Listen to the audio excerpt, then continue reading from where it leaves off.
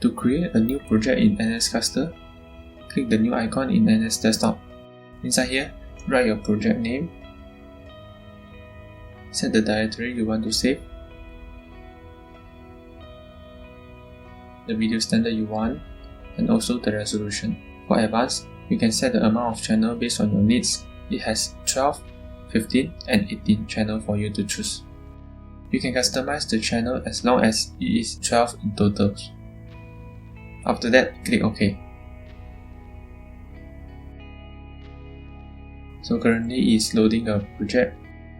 So this is the NSCaster interface. When close the project, it will prompt out for you to save the project. After you save, you can check it at your directory you set just now. That's it. Thanks for watching and hope you guys enjoyed the video.